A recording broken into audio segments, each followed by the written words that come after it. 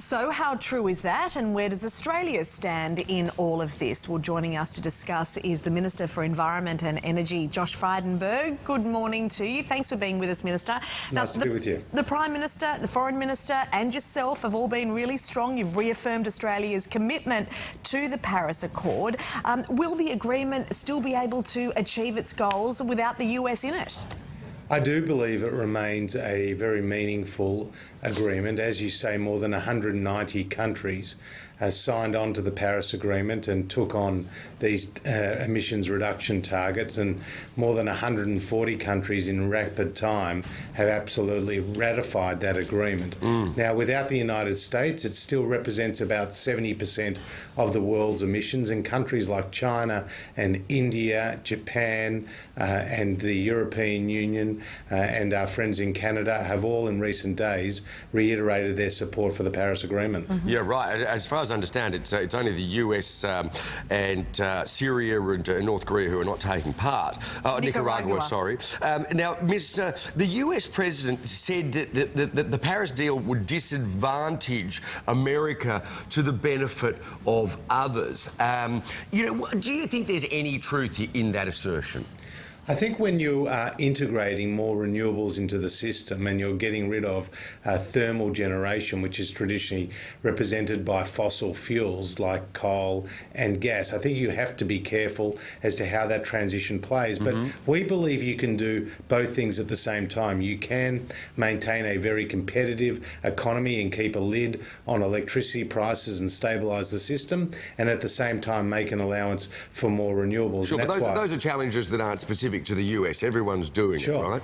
And in the United States, what we've seen there is a gas revolution. Andrew, they've developed their shale gas reserves, and that actually now is playing a bigger part than coal in the energy generation. So every country is different, but certainly in Australia, we believe we can do all those three things at the same time. Right. Now, I was interested to read this argument that it could in fact be a good thing that the US has pulled out of this deal. They're saying that the US and Trump could do more damage inside the agreement than outside of it, and it's really pushing China to become a leader. What are your thoughts on that?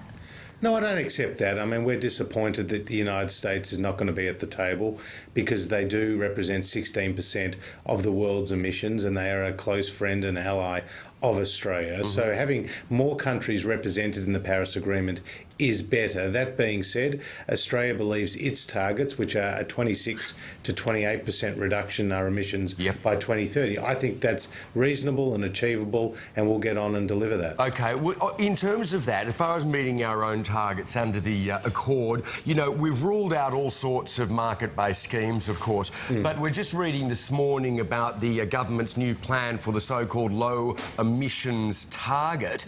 How would that work?